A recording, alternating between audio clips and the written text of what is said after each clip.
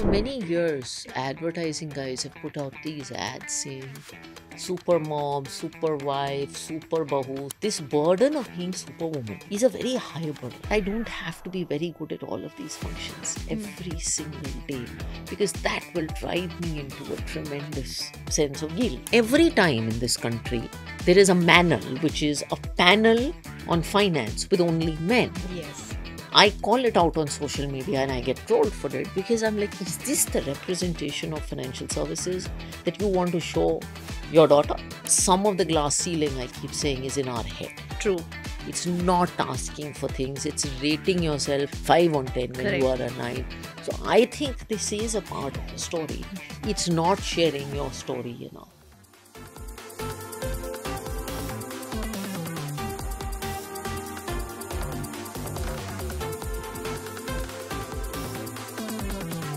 Hello and welcome to Three at the Table, your go-to destination for insightful conversations with trailblazers and thought leaders from around the world. I'm your host Nagma Mullah, and today we have a very special guest joining us. She's a powerhouse in the financial world, leading one of India's most prominent financial institutions with innovation, passion, and a drive for positive change. She's fearless in her ambition, in her priorities, and in her focus. Her journey to the corner office of Edelweiss Asset Management is nothing short of inspiring. Please join me in welcoming the dynamic leader, CEO of Edelweiss Asset Management Limited, Radhika Gupta. Radhika, it's such a pleasure to have you. Thank you. You have been growing every year as an inspiration to not only young women, but also a lot of young men who are interested in the world of finance. Your book has been a huge source of inspiration. You are the youngest CEO in the mutual fund industry and clearly the only woman CEO in the mutual fund industry. There's a lot of firsts and a lot of navigation to do. So my first question really would be, is there even a method to this manner of managing the pressures that come with something like this? I am learning not to fall under the weight or not to kill myself under the weight of pressure. I know that the titles are a responsibility. And to be frank, Nagma, when I started my career, I have to say I didn't pay too much attention to some of this diversity stuff because the reality in the corporate world is when you start, the world is pretty much 50-50. It's only as you rise that you realize how much narrower the pyramid gets at the top. And I think a few years ago, this only woman CEO tag started showing up. And at the beginning, I have to say, I kind of resented the whole thing. I was like, why do they have to throw my gender into the mix? You know, nobody says man fund manager. So like one paper wrote an article, meet this woman fund manager. And I was very upset about it. Well, later I realized, it's probably not a bad thing because the fact is that the boardrooms, the startup world, any industry has so few of us. Yeah. And I've come to learn that role modeling is very powerful. You see one example, and many women who come up to me at airports and write to me say, oh, I see your story and say, if you can do it, I can do it. So I realize role modeling is very powerful. I realize there is a tremendous sense of responsibility. And I take that seriously, but I don't want to be burdened, to your question, by the weight of all this responsibility. I want to do my best every day. I want to enjoy myself in the process because life is truly short and you should really enjoy what you're doing. And if you do, then I think you're able to radiate happiness to others. I think the only method to this madness is I very proactively share stories. Yes. And I share good stories and I share meltdown stories and I share mommy guilt stories and I share chaos stories and I share positive stories.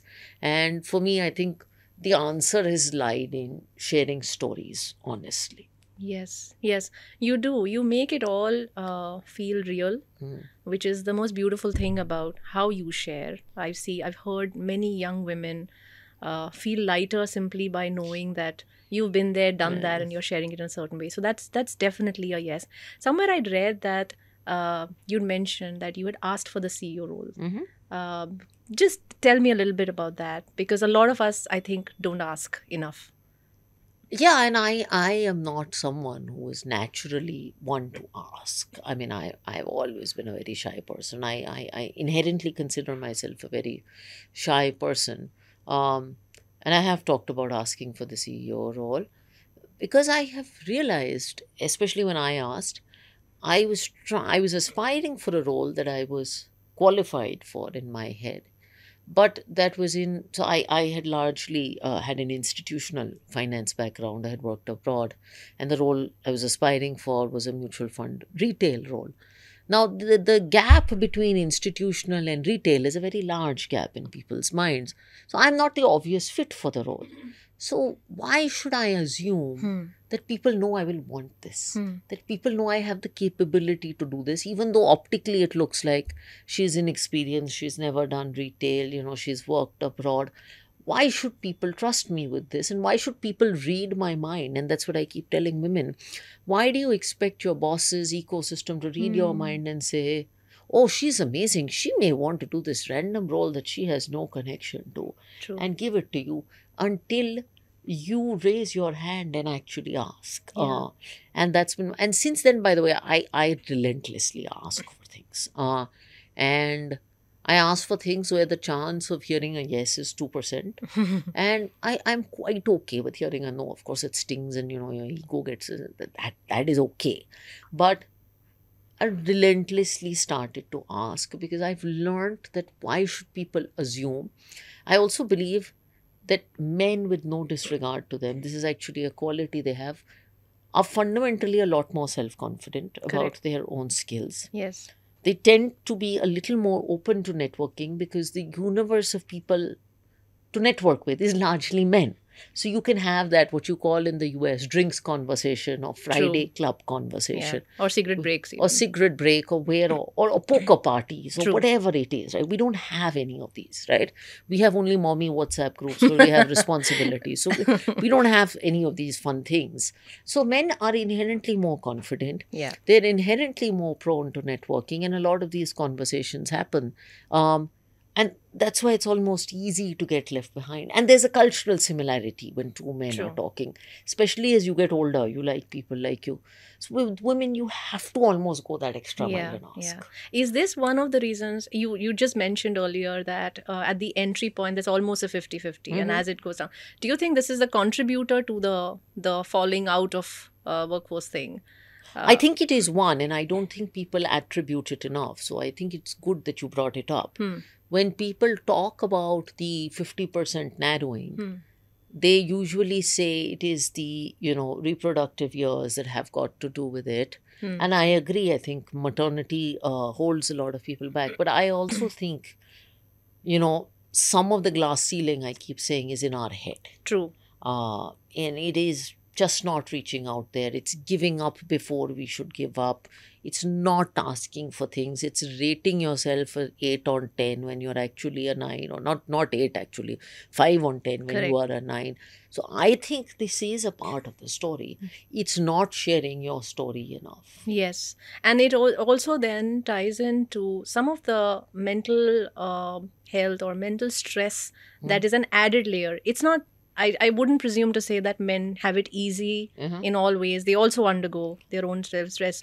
But I think women also have this additional burden of the guilt, being in one place, feeling guilty about not being in another, and Mhm. also taking no personally. Yeah.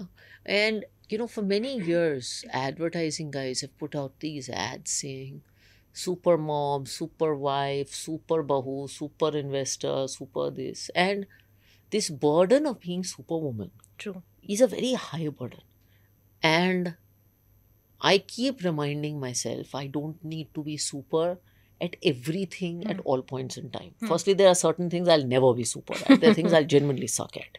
But, you know, I want to be a very good mother in the long term. Hmm. I want to be a very good CEO in the long term. I want to be a very good daughter. But I don't have to be very good at all of these functions Hmm. every single day, because that will drive me into a tremendous sense of guilt. Yeah. Uh, and it is okay for me to have a party where, the appetizers are not so good. And it is okay to have a bad day and a meltdown at So work. how do how should a woman, a younger woman, Hmm. who's kind of between this junior and mid management or navigating these important points in her career, Hmm. actually come to terms with it or forgive herself or whatever you would like to say about these unnecessary burdens that we tend to carry? No, I think you should learn to be kinder. I think you should have more long term expectations of yourself and not short term Hmm. expectations. Hmm. I come from the investing world, and I think there's a very similar parallel to life in investing. If you look at markets on a very day to day basis, they're chaos. And if you look at your life on a day to day basis, it's chaos. Now, it's impossible to make money every day, Hmm. but you can make money over the long term. Hmm. And I think with your own self, you need to be a lot more long term. You need Hmm. to assess yourself. Women are very harsh judges on themselves. I'm saying judge yourself, but judge yourself over 3 years, 5 years, not every day of your Yeah. life. And forgive. And forgive. Yeah. It's again in investing. We forgive. Yes. We forgive, right? Yeah. In investing, they say if 60% of your bets are right and 40% are wrong, Yeah. you're going to be a brilliant investor. Yeah. Do we apply that to life? Hmm. Absolutely. No. Absolutely. I mean, 60, 40, most women would be like, oh my God, I did 40% wrong.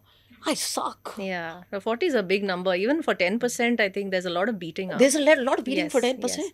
But then, I flip it on the other side because now you are also a boss. Yeah. And unlike many other institutions, you do have a very healthy percentage of women Yes. leaders and you groom them and we see them in different places. The fact also is that sometimes the system is also less forgiving of women making mistakes. Yeah. As a woman boss yourself, how does one institutionalize? See, there's one thing that Radhika believes in X, Y, and Z, but the company has to also have this belief and these behaviors in its culture for its women participants. How does one institutionalize that culture? I think some of it is more organic without you having to do something, and some of it is conscious. So some of it is unconscious and some of it is conscious. The unconscious bit, I think, comes from role modeling. Correct. Because I do believe if an org has more women, subconsciously the culture of the organization changes. You just see many more. A lot of your biases when you have 4 CXOs in our case who've gone through maternity and become mothers in their tenure as CXOs. This nonsense about, oh, women can't manage both, oh, she's not going to work hard if she's pregnant, all these stereotypes, she doesn't travel enough. I mean, not travel enough.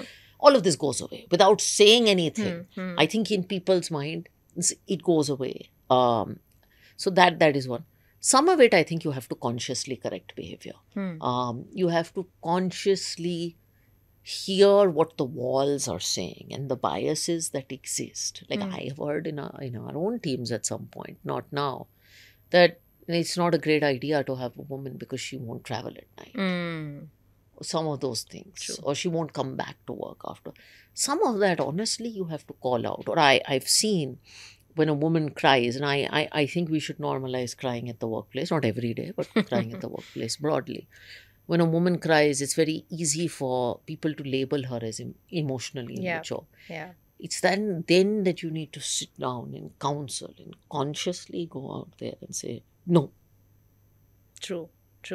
You've also been a role model in this because when what we were referring to earlier, your sharing is not simply about how you've made it big in the corporate world or your trials. You've also been very real about your journey as a mother. You travel a lot. Sometimes I read your posts on leaving, the little one behind. Sometimes carrying it. So this whole balance.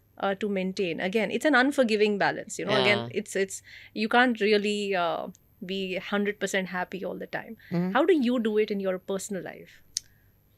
I have a very firm sense of priorities. I know what matters to me and what doesn't, and that number of things is like 4 things. I mean, my profession and my child is, are 2. My parents are 3. And there may be a 4th or 5th thing at any given point. उससे ज़्यादा होता नहीं है, and I ruthlessly say no to everything else. And this is something I have struggled to do for years, but being a mother has taught me that I weigh every bit of time that I have that is surplus beyond my profession against my smiling 2 year old. And I actually do that comparison in Yeah. my head. So, one, I'm quite ruthless about it. Secondly, I know that, I'll give you a concrete example. There may be times when I have to travel for 2, 3 days or work the whole weekend because there's something. And I know I'm not giving time as a Hmm. mother. Hmm. But then the first Thursday I get off, I'll go have a dinner date with my son on a weekday. And that's perfectly okay. Or if I've had a particularly brutal 2, 3 weeks, then I'll take him for vacation on a long weekend.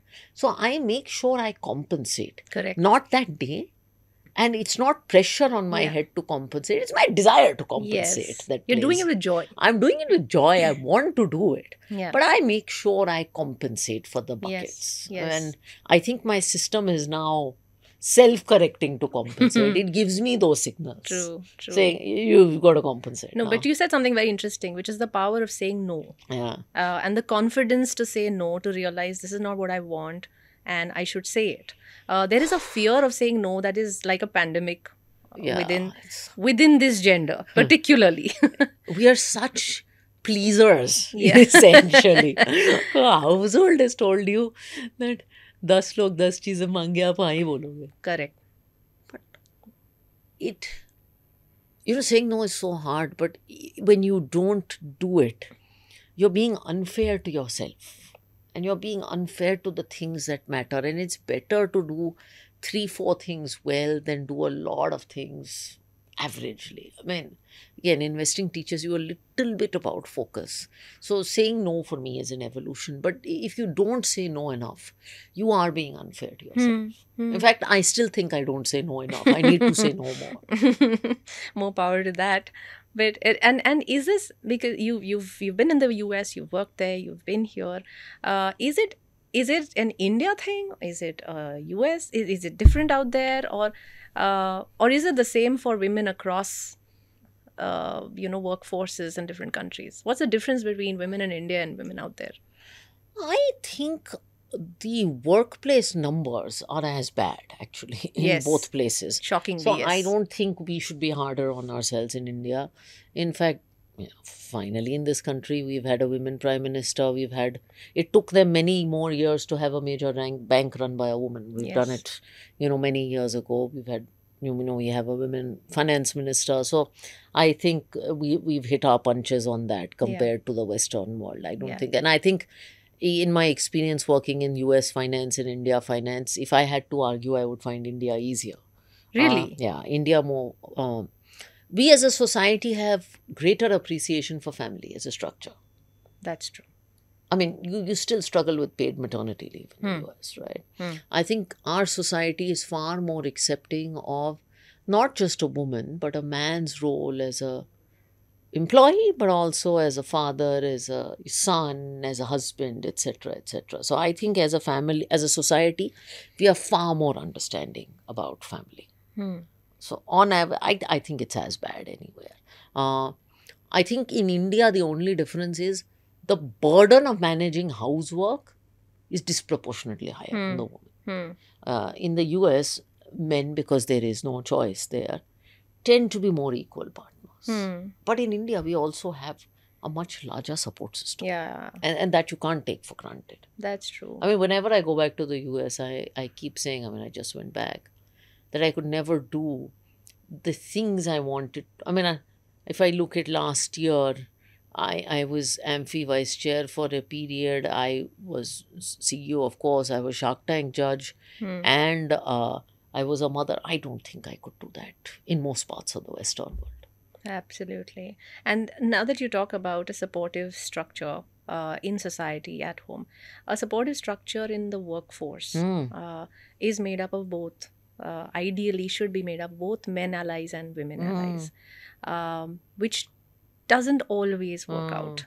What should young women and young men really be cognizant of when they're looking their own journeys of growth, as well as growing with others? I have interestingly had very few women mentors throughout my career. It's not something I'm proud about, but it's just I've never encountered them. I think as young people, we need to, you use the right word, create support networks in the office, and if not in the office, in the broader business community. So I joined the support, not, I mean, it's called Chief Executive Club, Support Network, whatever you want to call it, Learning Group YPO, which is well Hmm. known Young Hmm. Presidents Organization. Hmm. And I joined that about 4 5 years ago, uh, because I realized that the pyramid is narrow at the top. There's a lot that you can't share, or things that you don't want to share, that are with family or Hmm. with friends. Hmm. Um, and you need a community of like-minded CEOs. For me, that has been amazing. Even within my workplace, and I recommend this to everyone, have four, 5 people who can see a real enough version of you. I think as you grow senior, it's harder. Hmm. But even within my office, there are 4 or 5 people who know my struggles, who know my challenges, who I can be reasonably honest with, who I Hmm. can have those difficult Hmm. conversations with. Uh, Members of my board also. That support network is invaluable in office and in the wider community. And today, the good thing is, I think when I was growing up, you didn't have so many women support networks. That's true. Today, like most women CEOs, we are friends with each other, we know each other, we talk to each other. Today, so many of these women sisterhood groups are there. Yeah. I think they're underrated. They are underrated. And you said sisterhood is the right word. It's invaluable. Yeah. And but there are few women at the top. There is also you will have to tell us whether it's a myth or a reality that once a woman crosses the door and makes it into that room, she doesn't really open the door for people behind her. Is that a valid statement to make, or I is that unfair? I think it's unfair. I think it is a myth that men like to propagate because they like the idea of two women fighting. On a lighter note, I don't think it's true. I mean, there's Business Today hosts this award. It's his top 50 women in corporate India or something like that, and I've been winning that award for years. And I make it a point to go to that ceremony every year, not because I'm as excited to collect the award, Hmm. because I love meeting the group of women who Hmm. I have made such amazing bonds at that Hmm. ceremony. I have met women there who've given me the best career advice on maternity Hmm. and having a kid, the most practical advice Hmm. on all. Hmm. So I think it's a myth. I think women open the doors Hmm. for women. I think women can be incredibly empathetic towards women. I mean, I know multiple women CEOs and startup entrepreneurs because we all meet on panels and conversations like this. Hmm. We don't have all the time in the world to talk, but we talk. And if we need help, we are helpful to each other. Yeah, yeah. No, great. And another thing that we have kind of encountered in our research and in our work is that women are, even in the financial sector otherwise, are not as astute about their own finances. You've also spoken to this earlier, and I would love for you to spotlight this here. Especially, it's shocking to even see that women who are chartered accountants themselves or are, in the investment industry will put their own investments at the back burner. I'm just going through a situation in the family, and I've always been aware of and spoken about the fact that women are not aware about investments and finance. But I see educated women that struggle with even basic banking services because, and it's not because they don't have the brains. They have Hmm. all the brains in the world and they have Hmm. all the hard work in the world. Hmm. It's because somehow they don't have the confidence to do it. Yes. Some of it is the complexity of financial terminology, which I hope I can do something to change. Um, some of it is the fact that it was outsourced to men in Hmm. the family. Hmm. Um, and boss, it needs to change so badly because life is tremendously uncertain, Yes. and that's one part. Life is uncertain, and the worst thing to happen in even an eventuality, and we have countless cases in COVID, Nagma, you would know more than I Yeah. did, Yeah. of the family working so hard to earn money. The woman saving 100 rupees, 200 rupees, making lifestyle compromises, and then not knowing where the money was. Yes. Because she was not financially aware or not having the confidence to do a basic banking transaction like a funds transfer online. Yes. The second is, I think, women have to get involved because what is finance? It is using financial products to fulfill your family goals. Now, are the goals of a man or are the goals of a family? Mm. But somehow, just like, and the analogy may be too simple, but just like women are told that they can't drive, Hmm. for whatever reason, our gender seems to be Hmm. connected to our directional capabilities. But there's these some things that are told very flippantly since childhood. And one of them is about finances, like Papa will take care or It's brother will very take care. sad. It's very Yes, sad. which is very internalized. And it is. And I have been fighting. Movies that are made on the finance world are movies like, what's it called? Wolf of Wall Street. Yeah, And there was another one with Saif Ali Khan's Bazaar. bazaar. Yeah, Okay, where the finance world is shown as this brutal, ruthless, macho men. ethics like place with macho men, Hmm. and like pretty women are only there to amuse To men bring you coffee and to bring you coffee and be secretaries. Hmm. And I'm from the investment industry. Walk the floor and meet any fund manager. They look nothing like the guys out of Wolf of Wall Street. Absolutely. They're normal, nerdy, nice people, probably, and very polite, nice kind of people. And every time in this country, there is a manel, which is a panel on finance with only men. Yes. I call it out on social media and I get trolled for it because I'm like, is this the representation of financial services that you want to show your daughter? What's she going to think looking at 20 men in finance? Yeah. I can't do it. Yes. You don't Yes. So the projection is very, very It stark. needs to change. And it's surprising that even after years of talking about it, it still hasn't changed. There's not even a dent. There's not even a bump. It's almost like there is a resistance to hearing. I've told media that. channels that don't just call women speakers on Women's Day when you have male speakers throughout the year. Yes. Yes. And use them to actually men can be the most powerful advocates Yeah. of what is possible when women are put where they're supposed to be. And I have told people, by the way, don't call women speakers only to speak about women. Have men speak about the importance of women. True. Absolutely. Absolutely. No, that is true. How does this change? So as we move into the final few questions, many things that are going well. Yeah, We have to also recognize absolutely. that in the last 10 years, especially, there's a lot of progress. But it's not also good to rest on that. There's much that needs to be changed. If there are 3-4 things that need to be done by employers or by CEOs to ensure, because we're talking now of structural changes, what would you put as the top 3 things that are needed? One is that there's a lot of focus that's happened on diversity. A lot more focus needs to happen on inclusion. I do believe that we've not solved the diversity problem, but at least at the junior level we have. Yeah. We have to work much harder on inclusion.